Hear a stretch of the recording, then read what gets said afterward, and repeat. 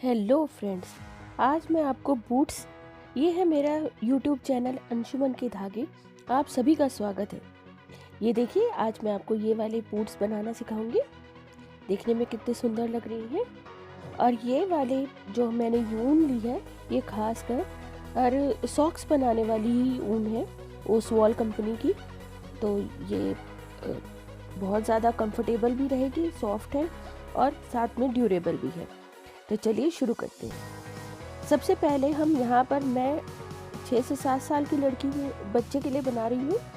तो यहाँ पे मैंने 72 फंदे लिए हैं। ये क्या है, ये पूरा पैर कवर करेगा, उसकी दुगनी लंबाई ले ली है मैंने। जितना आपका पैर लेना है, जिसके लिए आप बनाना चाहते हैं, उसका दुगनी लंबाई ले लेनी है।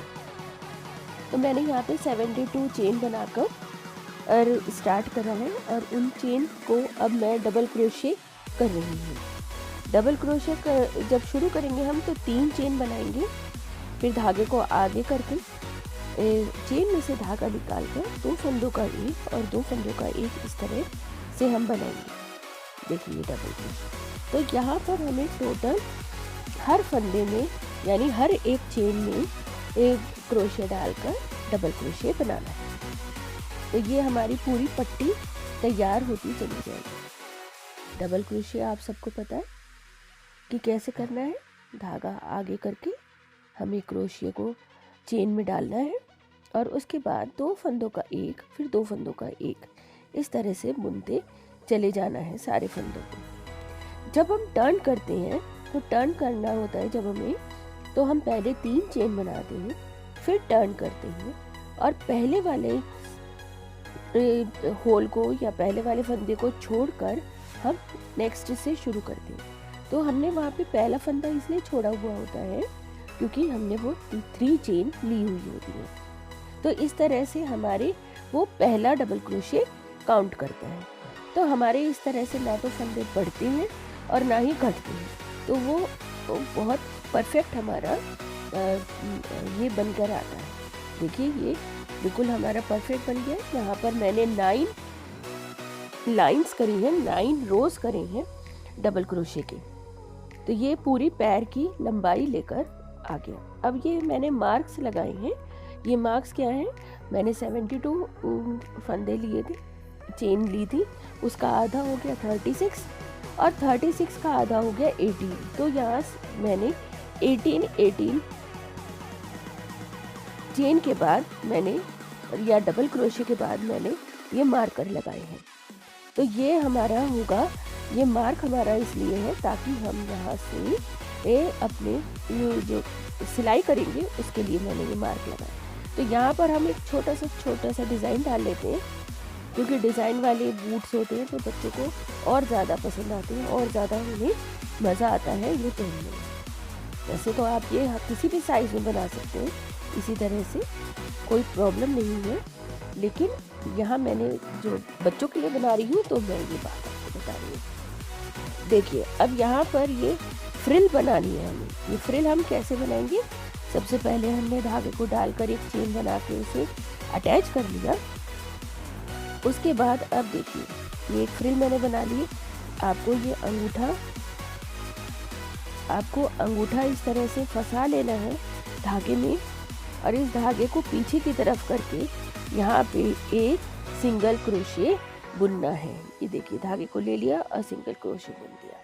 ये हमारी फ्रिल इस तरह से बनती चली जाएगी। देखिए दोबारा देखते हैं।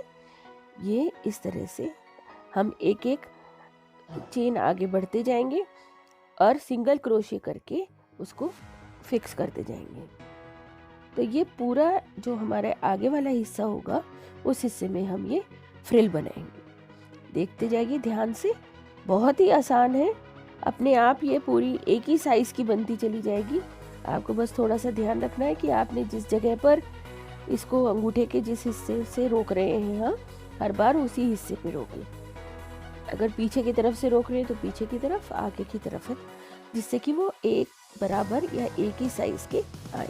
यहाँ मैंने नाखून पर ही रोक रखा है इसे, तो ये मेरा एक मार्क बन गया जिससे कि मुझे उतना ही लेना है।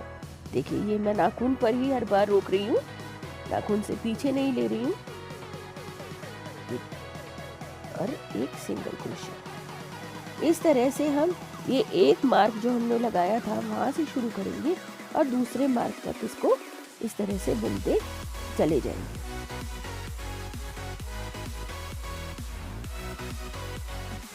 ये पूरा कंप्लीट करके मैं आपको दिखाती हूँ। ये देखिए बिल्कुल एक बराबर नाप की ये बनती चली जा रही है फ्रिल्स, और ये हम इस तरह से करते करते यहाँ तक इसको ले आएंगे। यहाँ तक लाने के बाद देखिए ये मैंने पूरा कर लिया है फ्रिल इसे यहाँ तक। देखिए पूरी कितनी सुंदर लग रही है ये फ्रिल। यहाँ तक लाने के बाद अब हम इसे टर्न करेंगे और यहाँ पर बिना फ्रिल बनाए सिर्फ हम सिंगल क्रोशे ही करेंगे। सिर्फ सिंगल क्रोशे करना है हमें, जैसे हम नॉर्मल करते हैं। एक चेन, फिर अगले वाले फंदे में हमने ये डाल के 2 का 1 बनाया। इस तरह से हमें ये पूरा इस पूरी रो में हमें सिंगल क्रोशे ही करना है।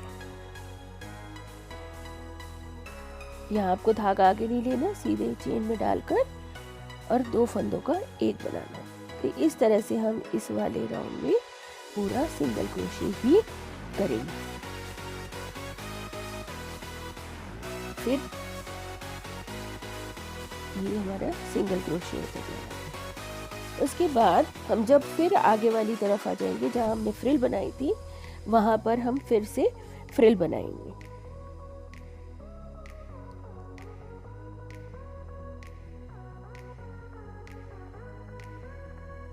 मैंने यहाँ पे 2 राउंड ही बनाए हैं फ्रिल के। आप जैसा पसंद करना करें, आप 3 राउंड 4 राउंड जिस तरह का भी आप पसंद करें आप उतने ही फ्रिल के राउंड्स बना सकते हैं। यहाँ पे मैंने सिर्फ 2 राउंड ही बनाए हैं फ्रिल के।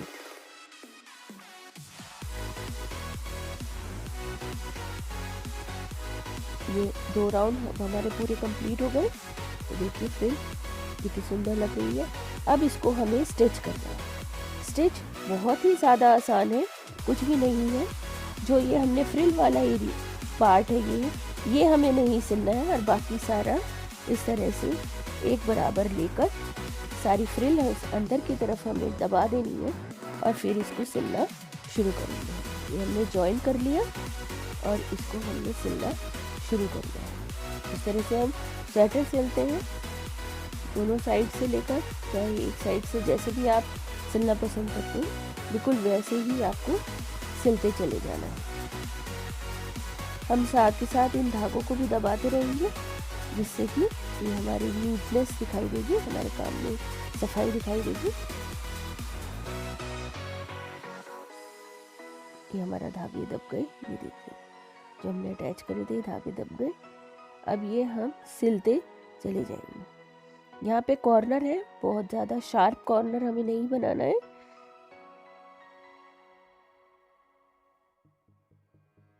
अब हम इसको सिलते हुए यहाँ से यहाँ तक, फिर नीचे की तरफ, और फिर ये पूरा राउंड यहाँ से यहाँ तक इसको सिल लेंगे। पूरा सिलने के बाद ये हमारा कुछ इस तरह से दिखाई देगा।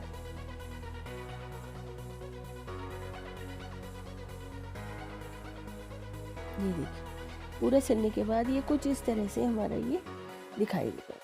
अब हम इसको टर्न कर लेते हैं, सीधा कर लेते हैं। देखिए ये सीधा करने के बाद ये हमारा शू की शेप आ गई।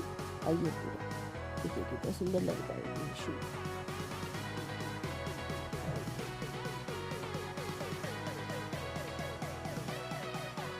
ये है ना सुंदर, पूरी शेप इसकी शू की शेप आ गई है। और आप इन्हें सर्दियों में पहने और इस कड़कड़ाती ठंड से बचें। देखिए कितनी सुंदर लग रही है ये दोनों बूट्स हमारे।